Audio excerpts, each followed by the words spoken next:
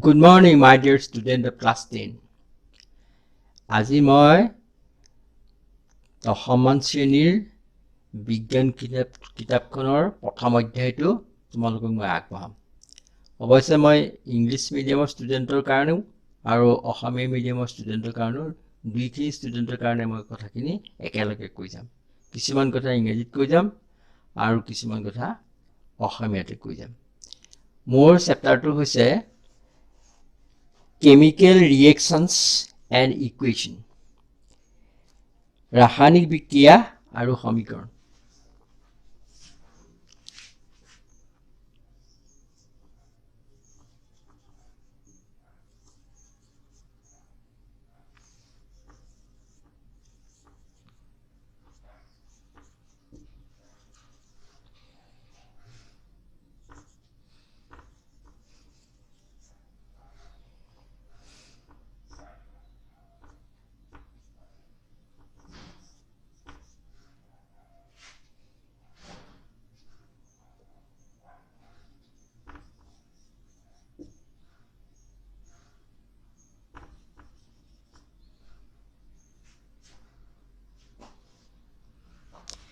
Chemical reaction and equations. It will more chapter. এতিয়া এই চেপ্টাৰটো ভালকৈ মন দি যাবা আৰু কথাবিলাক শুনি যাবা। প্ৰথমতে কেমিকেল ৰিয়েকশ্যনটো কি এইটো চাওঁ। মই মেগনেছিয়াম আৰু অক্সিজেনৰ মাজত ৰাসায়নিক বিক্ৰিয়াৰ এই সম্পৰ্ক লৈ মই কেমিকেল ৰিয়েকশ্যন মই বুজাব খুজিছোঁ।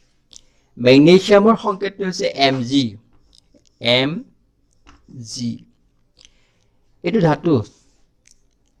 মেগনেছিয়ামে অক্সিজেনৰ লগত ৰাসায়নিক বিক্ৰিয়া কৰিলে মেগনেছিয়াম অক্সাইড উৎপন্ন হয়।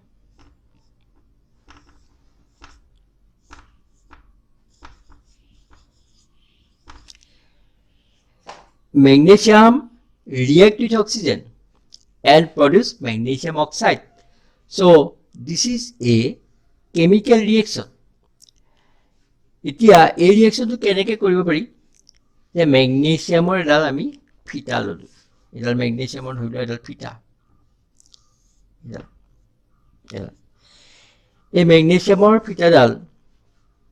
যদি আমি পৰোঁ জুই লগাই দিওঁ তেতিয়াহ'লে মেগনেছিয়াম ধাতুটো পুৰি যাব। তেতিয়া মেগনেছিয়াম অক্সাইড উৎপন্ন হ'ব। কিন্তু মেগনেছিয়াম ধাতু পৰাৰ আগতে এইডাল পুৰাৰ আগতে আমি ইয়াক চাফা কৰি ল'ব লাগিব। ইয়াৰ উপৰিভাগটোত মুকলি হৈ থাকিলে মেগনেছিয়াম ধাতুটো মুকলি হৈ থাকিলে বায়ুৰ অক্সিজেনে ইয়ালৈকে ৰাসায়নিক বিক্ৰিয়া কৰি মেগনেছিয়াম অক্সাইড উৎপন্ন কৰিব। এইটো উৎপন্ন কৰিব, এইটো মেগনেছিয়াম অক্সাইড উৎপন্ন কৰিব। আকৌ কৈছোঁ মুক্ত অৱস্থাত মেগনেছিয়াম ধাতুৰ উপৰিভাগে বায়ুৰ অক্সিজেনৰ লগত ৰাসায়নিক বিক্ৰিয়া কৰি মেগনেছিয়াম অক্সাইড উৎপন্ন কৰিব। আৰু এই মেগনেছিয়াম অক্সাইডে যেতিয়া পুৰিব খুজিম তেতিয়া এই ধাতুটোৰ ওপৰত জ্বলাত অলপ বিশেষ অসুবিধাৰ সৃষ্টি কৰিব। সেইকাৰণে মেগনেছিয়ামৰ এই ফিটাডাল জ্বলোৱাৰ আগতে আমি চেণ্ড পেপাৰ মানে বালিয়া কাগজেৰে আমি অলপ ৰাপ কৰি ল'ব লাগিব, মহাই কৰিব লাগিব। We have to rub the magnesium ribbon because the surface of magnesium in the open state in the air react with oxygen and produce magnesium oxide on the surface of magnesium. Therefore, we have to rub the magnesium ribbon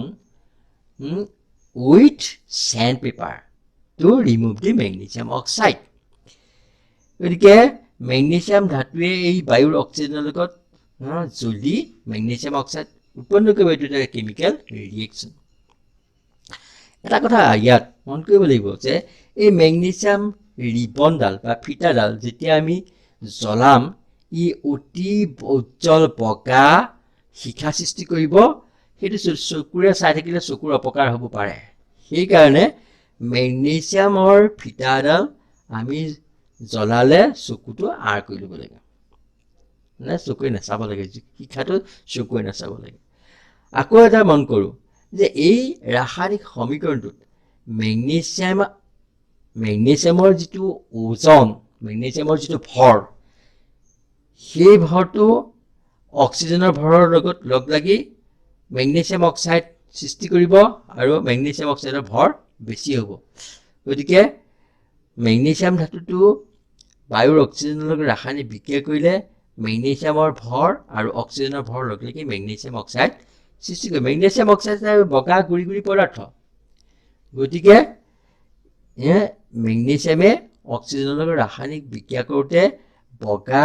গুৰি গুৰি magnesium oxide সৃষ্টি কৰিব যাৰ ভৰ মেগনেছিয়ামতকৈ বেছি মেগনেছিয়ামতকৈ বেছি হোৱাৰ কাৰণটো হৈছে অক্সিজেনটো ইয়াৰ লগত লগ লাগি গ'ল সেইকাৰণে মেগনেছিয়াম অক্সাইডৰ ভৰ বেছি হয় এতিয়া আমাৰ কথা হ'ল এইটো এটা chemical reaction so this is a chemical reaction আৰু the mass of magnesium oxide is very higher than magnesium মেগনেছিয়ামতকৈ বেছি ওখ বেছি হয় অৰ্থাৎ মেগনেছিয়াম অক্সাইড হেভিয়াৰ দেন মেগনেছিয়াম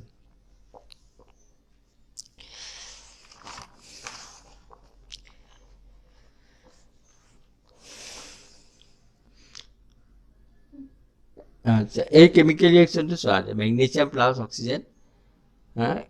উৎপন্ন কৰিলে মেগনেছিয়াম অক্সাইড এই ৰিয়েকশ্যনটো এটা কেমিকেল ৰিয়েকশ্যন হয় মেগনেছিয়াম এটা ধাতু এই অক্সিজেন বায়ুত থাকে এই বায়ুৱে মেগনেছিয়ামৰ লগত ৰাসায়নিক বিক্ৰিয়া কৰি মেগনেছিয়াম অক্সাইড উৎপন্ন কৰে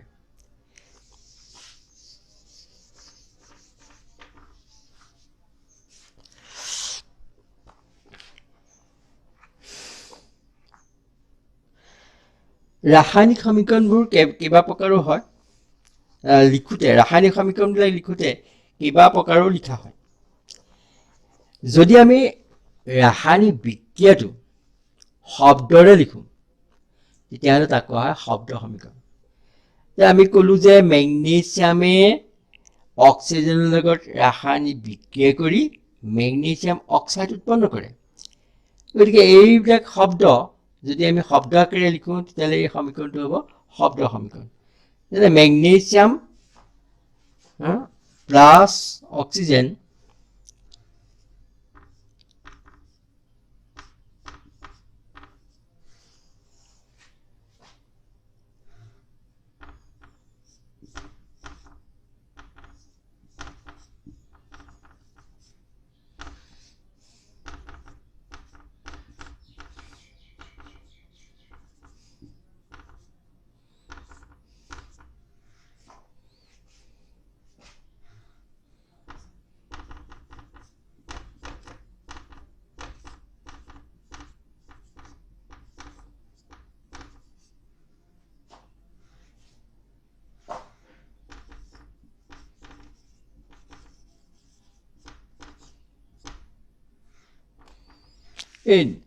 বৰচা আমি ক'লোঁ যে মেগনেছিয়ামে অক্সিজেনৰ লগত ৰাসায়নিক বিক্ৰিয়া কৰি মেগনেছিয়াম অক্সাইড উৎপন্ন কৰে এই কথাবিলাক শব্দৰে প্ৰকাশ কৰিছোঁ গতিকে এইটো কোৱা হয় শব্দ সমীকৰণ এই ৰাসায়নিক সমীকৰণটো কম আমি শব্দ সমীকৰণ আচ্ছা এতিয়া লক্ষ্য কৰোঁ যে শব্দ সমীকৰণৰ দুটা ছাইড আছে এইফালৰ ছাইডটো আৰু এইফালৰ ছাইডটো এইফালৰ ছাইডটো বাওঁফালৰ ছাইড এইফালৰ ছাইডটো সোঁফালৰ ছাইড এইফালৰ ছাইডটোত মেগনেছিয়ামে অক্সিজেনৰ লগত ৰাসায়নিক বিক্ৰিয়া কৰিছে গতিকে ইহঁতে কোৱা হয় বিক্ৰিয়ক the left hand side where magnesium reacted oxygen that left hand side is called reactant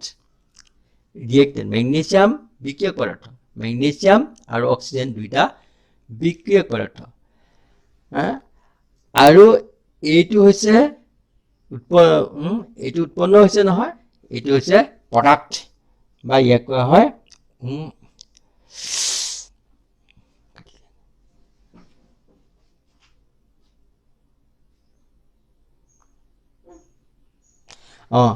এই সাইডটো এইটো সোঁফালৰ সাইডটো এইটো কোৱা হয় বিক্ৰিয়জাত পদাৰ্থ অৰ্থাৎ এই সাইডটো কোৱা হয় বিক্ৰিয়ক পদাৰ্থ আৰু এই সাইডটো কোৱা হয় বিক্ৰিয়জাত পদাৰ্থ ইংৰাজীত কোৱা হয় এইবিলাকক ৰিয়েক্টেণ্ট আৰু এইটো কোৱা হয় product so a chemical reaction has two sides one side is called reactant side, the other side is called production side. This is the product side. It is বিক্ৰয়জাত পদাৰ্থ হয় এনেকৈ এই ধৰণে আমি ৰাসায়নিক সমীকৰণটা লিখিব লাগে অৰ্থাৎ ৰাসায়নিক সমীকৰণটাৰ দুটা সাইড থাকিব দুটা ফাল থাকিব এটা হল বিক্ৰিয়ক সাইড আৰু এটা হল বিক্ৰয়জাত সাইড আৰু শব্দ লিখোতে ম্যাগনেসিয়াম লিখিছো বিক্ৰিয়ক পদাৰ্থবিলাক ম্যাগনেসিয়াম লিখিছো তাৰ মাজত যোগচিহ্ন দিছো এনেকে বিক্ৰিয়ক পদাৰ্থবিলাকৰ মাজত যোগচিহ্ন দিব লাগিব আৰু বিক্ৰিয়জাত পদাৰ্থটো পাওঁতে সেই সাইডলে কাৰ্চিনডাল আমি সোঁফালে আগবঢ়াই কাৰ্চিনডালৰ মূৰটো সোঁফালে আগবঢ়াই এনেকে কাৰ্চিনডালৰ মূৰটো দিব লাগিব আৰু এটো কোৱা হয় বিক্ৰিয়জাত পদাৰ্থবিলাক সেই কাৰ্চিনডালৰ মূৰত লিখিব লাগে ঠিক আছে আকৌ এইটো হল শব্দ সমীকৰণ কিন্তু যদি সংকেতেৰে লিখো তেতিয়া হলে এনেকুৱা হয় একেটা ৰিঅ্যাকচনকে সংকেতেৰে যদি লিখো তেতিয়া হলে আমি লিখিম ম্যাগনেসিয়াম যোগ অক্সিজেন যেটা কোৱা হয় বিক্ৰিয়ক পদাৰ্থ আৰু বিক্ৰিয়ক পদাৰ্থটো বিক্ৰিয়জাত পদাৰ্থ লিখোতে আমি কৰো কি ম্যাগনেসিয়াম অক্সাইড এনেকে কাৰ্চিনডাল দি এটা মাজত কাৰ্চিনডাল দি প্লাই ইদৰে লিখো এতিয়া এটো মন কৰো আমি শব্দ সমীকৰণৰ পৰা এইবিলাক সংকেতলৈ লৈ গলো যে ম্যাগনেসিয়ামটো আসলে শব্দ তাত আমি সংকেতলৈ লৈ গলো ম্যাগনেসিয়াম লিখিলো আৰু অক্সিজেনটো আসলে শব্দ তাক অক্সিজেনে সংকেতলৈ লৈ গলো ম্যাগনেসিয়াম অক্সাইডটো আকৌ একেদৰে সংকেতলৈ লৈ গুচি গলো কিন্তু এতে মন কৰো এইফালে ম্যাগনেসিয়াম বিক্ৰিয়ক পদাৰ্থৰ সাইডটো ম্যাগনেসিয়াম এটা আছে কিন্তু অক্সিজেন আছে দুটা অক্সিজেন পৰমাণু দুটা আছে ম্যাগনেসিয়ামৰ পৰমাণু এটা কিন্তু অক্সিজেন পৰমাণু দুটা আছে কিন্তু বিক্ৰিয়জাত পদাৰ্থৰ সাইডটো মন কৰো যে ম্যাগনেসিয়ামটো ঠিকই আছে কিন্তু অক্সিজেনৰ পৰিমাণ এটা কম আছে অৰ্থাৎ এই ৰাসায়নিক সমীকৰণটোত দুইফালে পৰমাণুৰ সংখ্যা সমান হৈ থকা নাই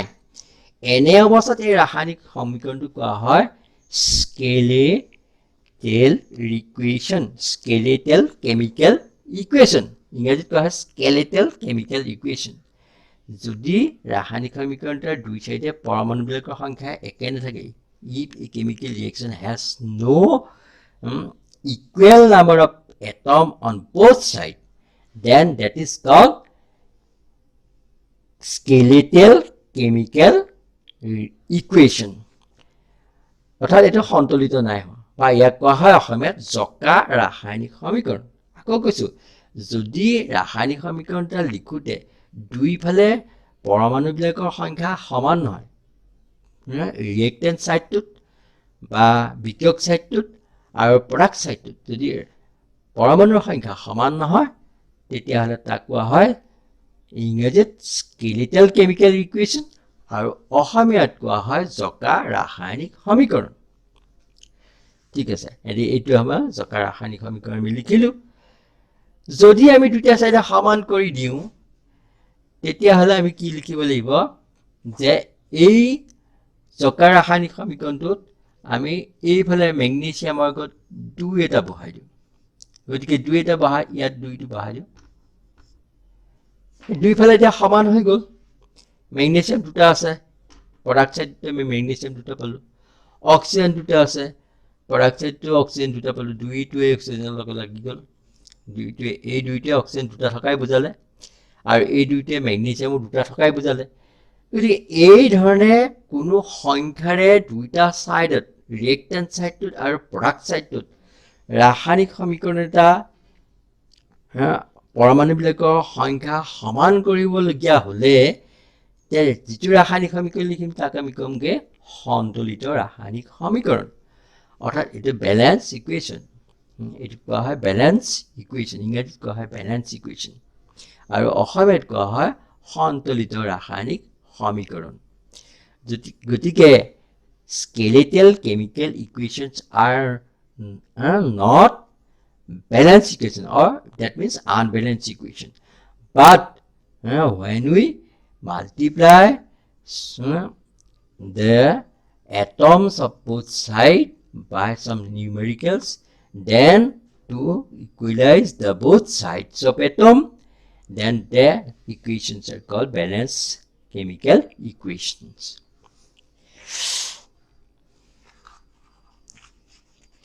So it is these are the example of balanced chemical equation.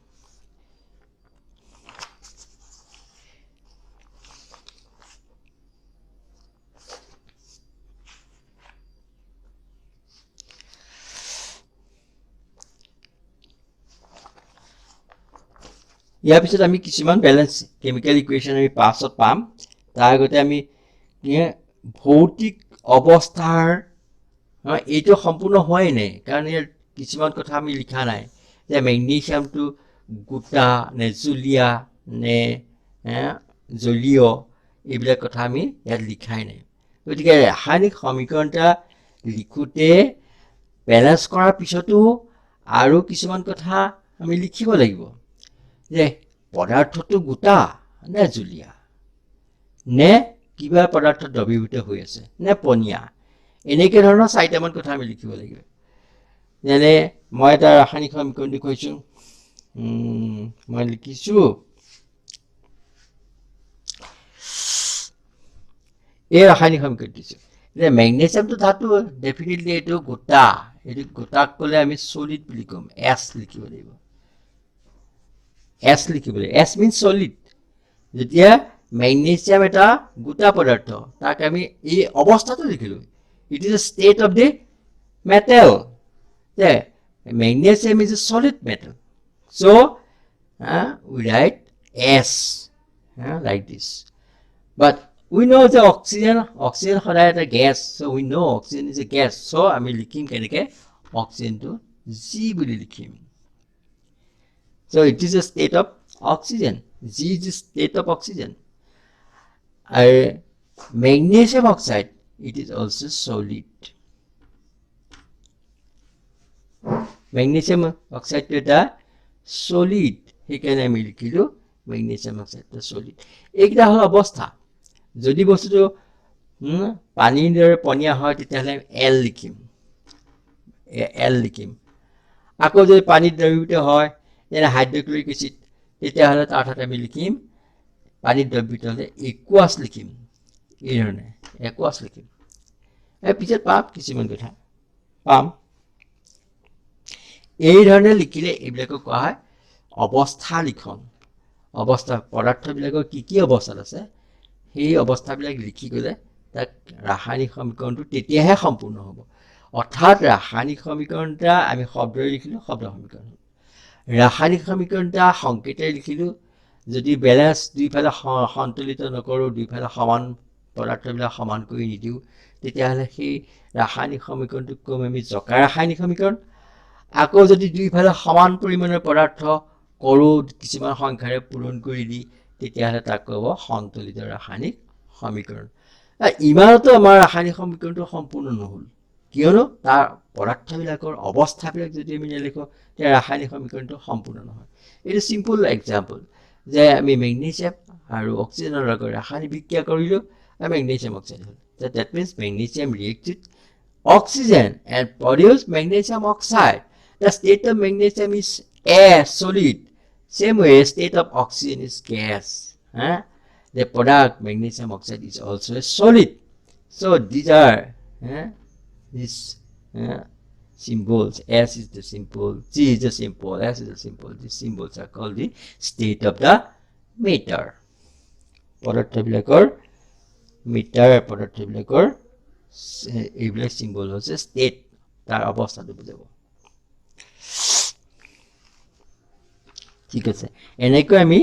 ৰাসায়নিক সমীকৰণবিলাকৰ অৱস্থা লিখি শেষ হ'লেহে আমি ৰাসায়নিক সমীকৰণটা সম্পূৰ্ণ কৰা বুজায়